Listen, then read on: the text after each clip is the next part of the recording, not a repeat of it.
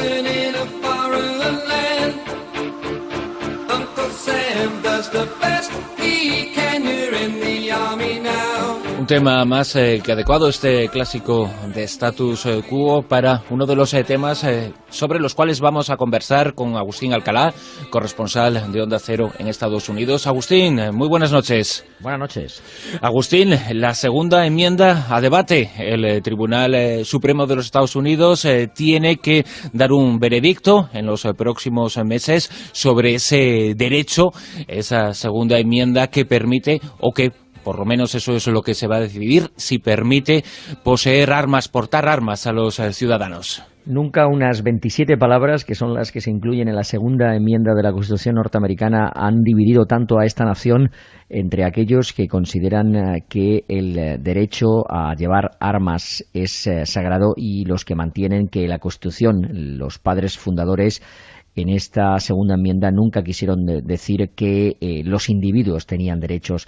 a poseer armas. En cuestión está una ley de la ciudad de Washington, o más bien del Distrito de Columbia, que es donde está la ciudad de Washington, que no permite el poseer armas en las casas y ni llevarlas por las calles. Hay un miembro de uno de los equipos de seguridad de un edificio público que posee un arma en su trabajo y que dice que él tiene también derecho a llevarla por la calle y a mantenerla en su casa para protegerse de aquellos, y ya sabemos que el crimen en la ciudad, en la capital de Estados Unidos, es masivo, que no se atienden a los derechos de los norteamericanos ni a Constitución que valga, y llevan siempre armas por las calles. Son los delincuentes, los criminales.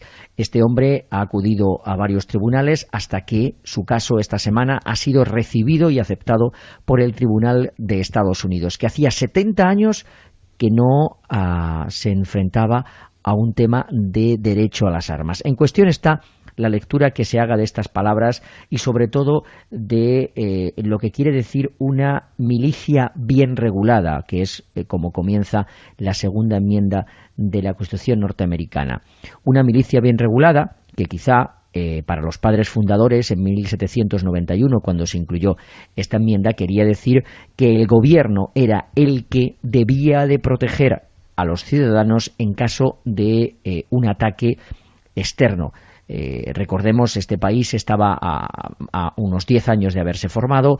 George Washington había sido el primer presidente. La Constitución norteamericana, con solo 7 artículos, era en ese momento el libro de leyes más importantes que tenían, y los padres fundadores pues creyeron que era necesario incluir una serie de enmiendas. Una de ellas, esta segunda, en la que se habla de que quizá para protegerse de un ataque externo, habida cuenta que los ingleses todavía estaban bastante molestos por la forma en la que había terminado la guerra civil, la guerra de independencia en Estados Unidos, podían volver. Se incluye en la segunda enmienda esta palabra de una milicia bien regulada, que es la que debe de ir armada y tiene la libertad de no solamente de poseer armas, sino también de llevarlas. Aquí lo que se ha entendido es que este derecho para muchos no es un derecho de los estados para proteger a sus ciudadanos, sino de los propios ciudadanos de autoprotegerse. Y ese es el gran debate, y ese va a ser el gran compromiso y reto del Tribunal Supremo de Estados Unidos. Por vez primera, quizá definir estas 27 palabras que tanto han dividido a lo largo de la historia a los ciudadanos norteamericanos. Se está diciendo en las informaciones que a mediados del próximo año, es decir, en pleno año electoral, cuando el Tribunal Supremo va a dictaminar al respecto. ¿Se conocen los nombres de los miembros del Tribunal Supremo, más o menos sus tendencias? ¿Existe alguna apuesta hacia dónde pueda ir esta decisión de la más alta autoridad judicial norteamericana? Pues no se saben tendencias porque, como te decía, desde hace 70 años no hay ningún un caso ante el Tribunal Supremo sobre el derecho a las armas en Estados Unidos, a poseer armas, con lo cual se va a conocer la decisión que tome el Tribunal probablemente para la última semana del mes de junio, cuando ya todos sepamos quiénes sean los dos candidatos políticos, tanto por parte del Partido Demócrata como por parte del Partido Republicano, que se jugarán la Casa Blanca. Y sin duda hay una cosa que está clara: cualquiera que sea la decisión va a ser polémica, ya sea a favor del derecho de los estados a proteger a los ciudadanos, con lo cual se legitimarían algunas leyes que prohíben el uso y la posesión de armas en Nueva York o en Los Ángeles o en Chicago, o si se decide que es un derecho individual, que cada persona tiene el derecho a autoprotegerse, estas leyes van a probablemente desaparecer, y la Asociación Nacional del Rifle, con la importancia que tiene en la vida política de este país, sin duda que cantará de victoria. Desde luego que se van a vivir momentos muy importantes y muy interesantes en este próximo 2008 a raíz de esa determinación del Tribunal Supremo sobre la segunda enmienda aprobada en 1791, que permite o no permite, lo van a tener que decir los miembros del Tribunal Supremo, portar armas, y será muy importante la decisión de cara a ese año electoral. Precisamente una de las cosas sobre las que seguramente se hablará mucho es sobre el precio de la vivienda. No es un tema que sea polémico únicamente aquí en España, sino que en los últimos tiempos, y nos llegan muchas informaciones al respecto, también y especialmente en algunos estados de los Estados Unidos se habla mucho sobre este asunto.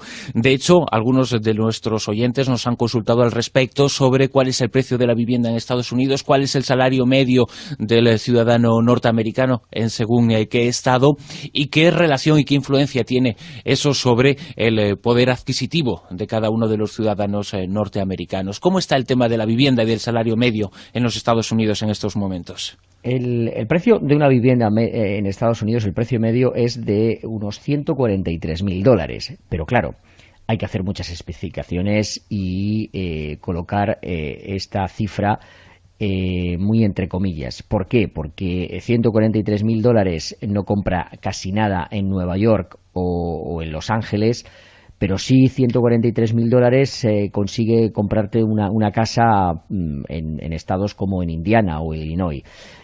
Todo depende también mucho de la casa que se quiera y de las aspiraciones que tenga la persona o la familia que quiera adquirir esta vivienda. El salario medio en Estados Unidos roza los $40.000, pero como en todo, hay muchas diferencias dependiendo del estado en el que se está. Hay estados que son como Nueva York o como Connecticut o como California, en el que se necesitan mucho más de $40.000 para vivir al año.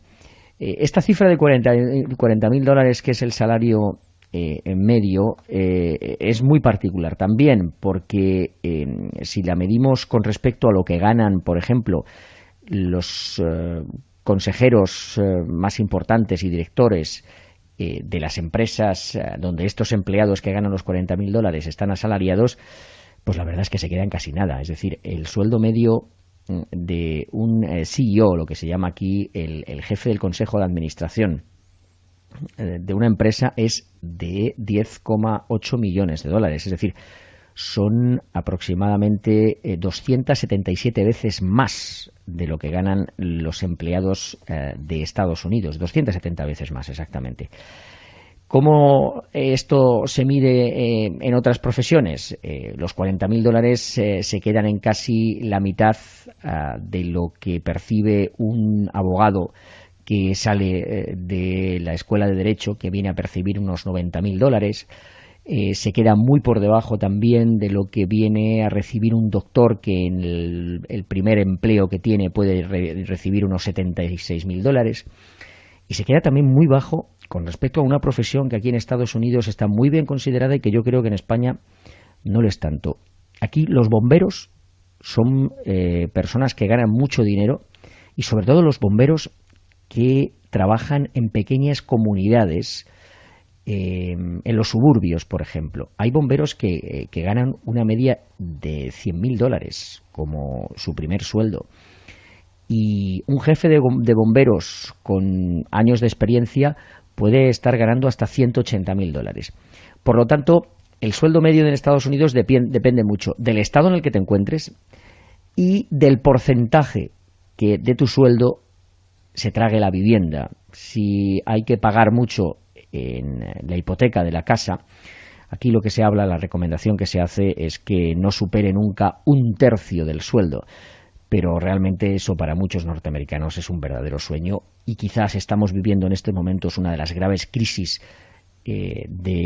financieras en Estados Unidos y de hipotecarias, sobre todo porque a muchas personas se le ha hecho creer que con el sueldo que tenían podían pagar casas que nunca podían pagar, habida cuenta del salario que ganan.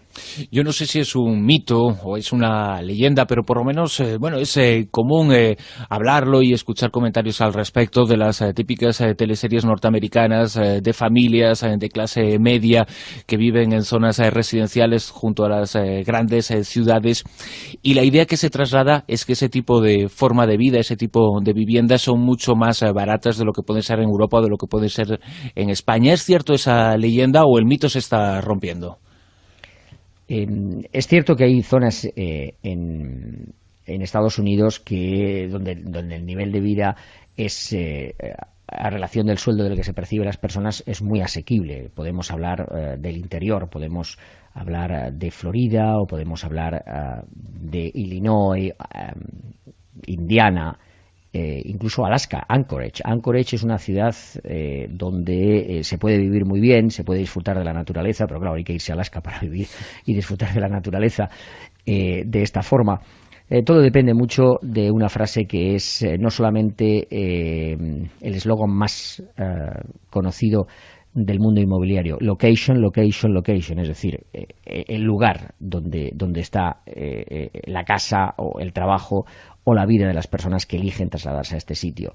No es lo mismo, claro está, vivir en los suburbios de Nueva York que vivir en los suburbios de cualquier ciudad del sur de Estados Unidos o de incluso Colorado o de Nevada, sitios donde se han puesto muy populares ahora por los grandes espacios que todavía se pueden encontrar ahí.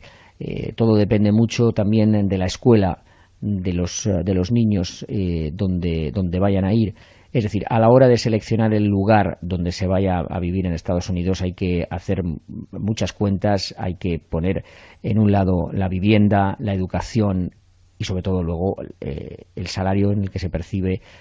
También es muy importante cuál es el acceso a los hospitales, cuál es el acceso y la movilidad a las carreteras. Es decir, todo es una gran mezcolanza de datos que hacen, como siempre, muy complicado el elegir el lugar donde se vive y el lugar donde se trabaja. Desde luego que absolutamente ilustrativo todos estos datos que nos acaba de ofrecer Agustín Alcalá, y nos damos cuenta de que los problemas que hay a este lado del Atlántico en la vida cotidiana son muy similares a los que pueden existir al otro lado del Atlántico en los Estados Unidos, menos para los bomberos, porque ciertamente nos ha dejado extraordinariamente sorprendidos ese salario medio de entre 100 y 180 mil dólares anuales, que eso no quiere decir, por supuesto, que no estén absolutamente merecidos. Agustín, ha sido un enorme placer contar con tu presencia una noche más desde los Estados Unidos en los micrófonos de Onda Cero en La Rosa de los Vientos. Saludos y hasta la próxima.